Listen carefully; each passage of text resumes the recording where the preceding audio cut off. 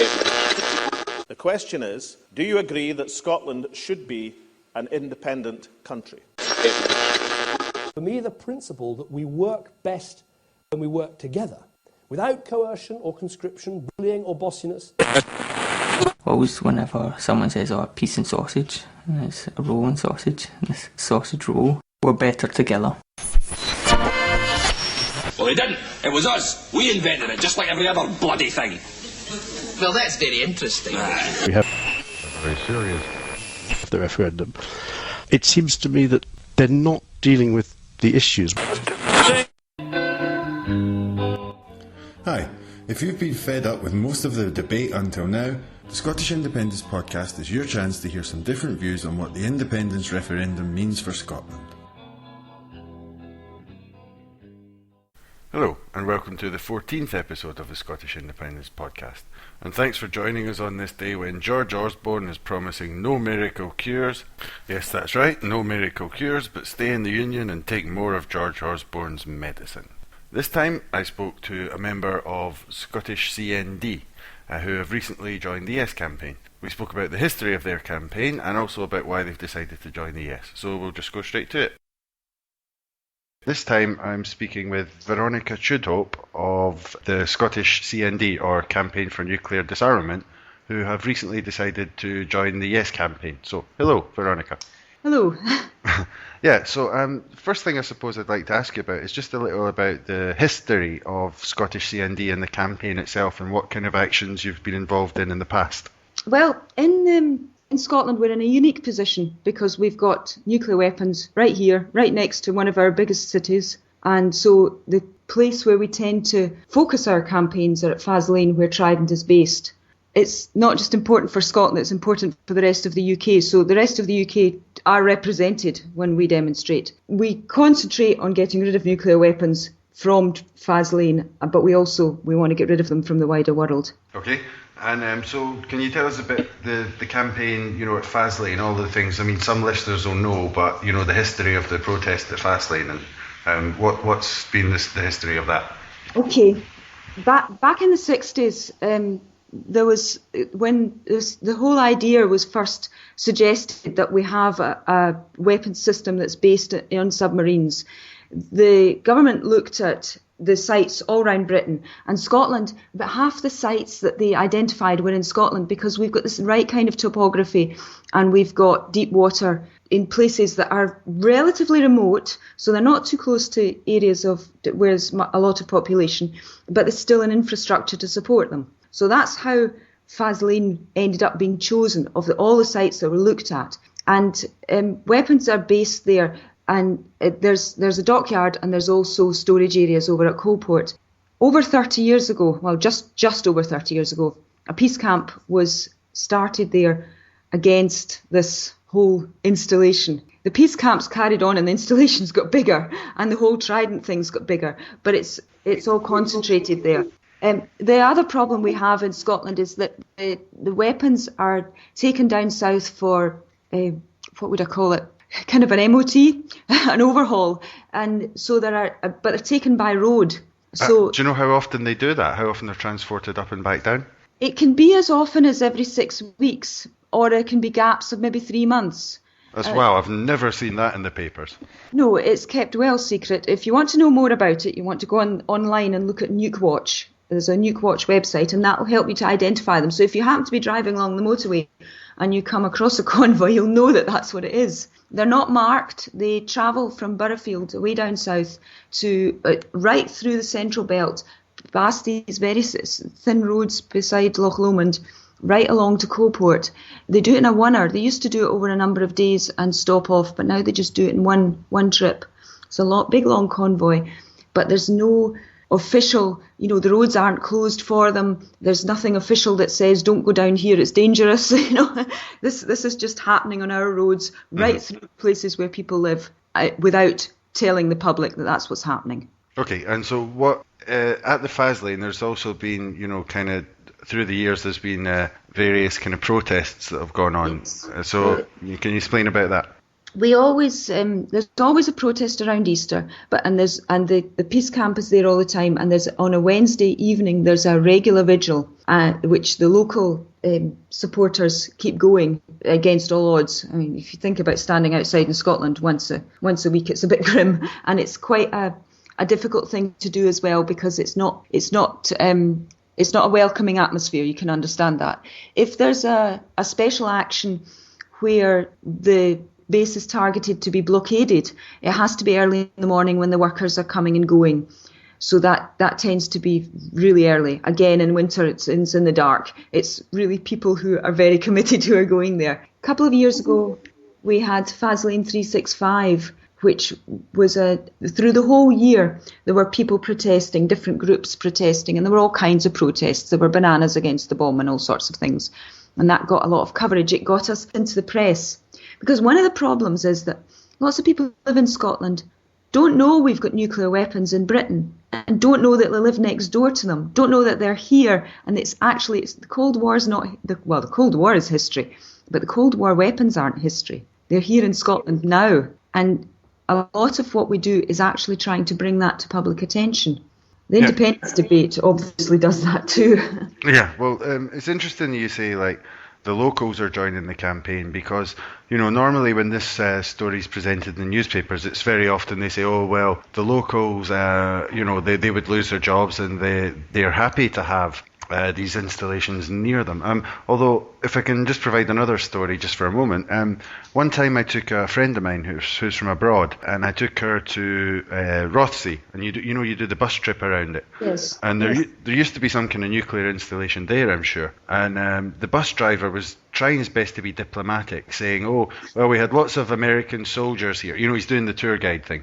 And we had lots of American soldiers here, and the locals were happy to interact with them. But I have to be honest and say that they felt relieved when the nuclear installations were moved a little bit up the road. So I don't know if you'd heard of it. Yes, I've heard kind of similar stories. The job argument gets trotted out a lot. Just recently, CND did a Freedom of Information request about the jobs. And we were told that there were 520 jobs to do with the actual nuclear installation. But a lot of those are in England at Burghfield and Aldermaston and Barrow. They're not all even in Scotland. 520 jobs. In the scheme of things, that isn't huge. A lot more people lost their jobs when Johnny Walker's and Kilmarnock closed. And so we're looking at people who are highly educated, highly trained, skilled, talent, and these people could be doing peaceful things for Scotland. Could be helping to move us towards the green economy that we say that we want as well, because they're scientifically trained. Yes, absolutely. These are talents that are worth having, and you are, in my opinion, being misused. And so, can you tell us about some of the effects of having these nuclear installations, like the natural effects or unnatural effects, if you prefer, that there has been on the environment of Scotland because of having these installations? Well, I think the main problem is, I mean, obviously they're an eyesore and they take up a lot of land, and there's the usual things with traffic and so on. But the main problem is that they're a danger to the population. That they make us a target. You don't really want to live on a target. There's a danger of terrorist attack. The whole idea of deterrence and nuclear weapons is outdated. That's not likely to be the greatest danger to any nation at the moment. You're in much more danger if you've got a dangerous weapon sitting there that somebody can come and misuse or steal bits of, or whatever kind of misuse you want to imagine. So they make us a target. And there's a danger of terrorist attack. And there's also a horrendous danger of accident. There have been a whole series of accidents, and obviously you don't get them on the front page of the papers. But there have been accidents during the lifetime of that installation. And these have been wee accidents, but we don't want a big one. It's really close to Glasgow. And even before it's close, there's people live closer. Helensburgh's a reasonably sized town. It's endangering people who live there. Have there been any kind of studies done on like effects of fallout? It's not just nuclear weapons particularly there, but also in our nuclear stations. I mean, I read a ridiculous story that they wanted to turn the old Dounreay into a hotel. I mean, I don't know if I'd like to stay in a hotel anywhere near where there used to be a nuclear reactor. But I mean, do you have any kind of statistics or history about fallout in the area or around Scotland? There's lots of ghastly things. There's nuclear radiation on a beach near you anyway if you live in Scotland. You've got Dounreay, you've got Sellafield. There's all sorts of ghastly things washing around in the Irish Channel. They used to test depleted uranium weapons now down Dumfries and Galloway at Dundrennan. So and that's even before there's Hunterston, and Dalgety Bay. You don't have to go very far on the beach in Scotland to find something ghastly that's to do with radiation. If the nuclear weapons at Faslane actually exploded, then it wouldn't be the end of the world. It would be worse than that. And a quote I heard recently was that the living would envy the dead if there was if we were poisoned by radiation. But the nuclear winter, which is a thing we heard a lot about in the 80s, but it hasn't gone away. We just don't talk about it anymore. We changed the environment to an extent that it couldn't support life. And that's a slow process. It's one thing being killed immediately and burned up, but it's another to survive in an environment that can't support you, with illnesses that will kill you. And you just haven't a hope. And there's no infrastructure to look after people's health. So that's really the scenario that people in the 80s were very aware of, when we all thought in the 80s that we were going to die in nuclear war. And then the next generation grew up not really being aware of that. It's become quite normal. We don't really consider the daily threat that we live with. If these installations were to be removed from Scotland, how quickly and safely could it be done, do you think? It's a discussion that comes up very often. Yes. CND have produced a paper called Disarming Scotland, and in that it describes very clearly how we would do this process. The actual warheads could be disarmed within a week. So you vote on a Thursday, by the following Thursday you've disarmed your warheads. How good is that? Yeah, brilliant. Within 2 years, everything else has been dismantled and taken away. So we're talking about a 2-year time scale. Ukraine did this. I forget what their time scale was. It wasn't as short as that, but it was really short. It's short in terms of you can see the end of it. I don't really know what you do with dismantled nuclear weapons. They're going to be less dangerous than ones that can be used, but they're still dangerous nuclear waste. So that has to be considered. But that's the danger. When you start making things like nuclear weapons, and you're talking about Dounreay earlier, you're creating something that is going to endanger people long after you need it. So that is an environmental consideration. Just as an aside, has the campaign had more support since the recent goings-on in Japan?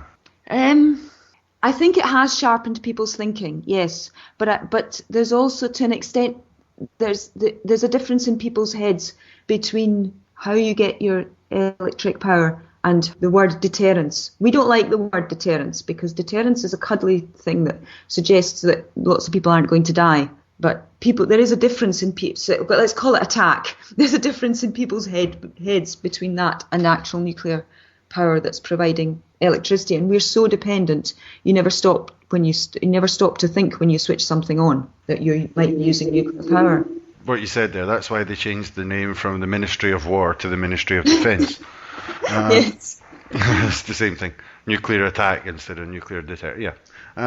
Has the campaign generally had any parliamentary support, or is it just been the public, or does anyone from Holyrood or Westminster ever get involved? I'm happy to say we've got plenty of support from both the public and Parliament.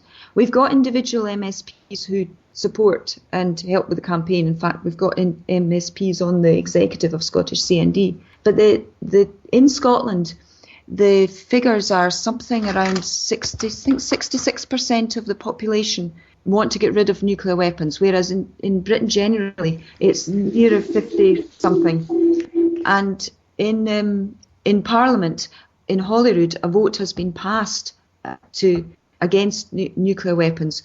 We haven't managed to quite succeed with that one in Westminster, although there is a Westminster group for nuclear disarmament. And again, there's parliamentarians there who are involved. There's an international organisation called Parliamentarians for Nuclear Disarmament, and they're meeting in Scotland next year.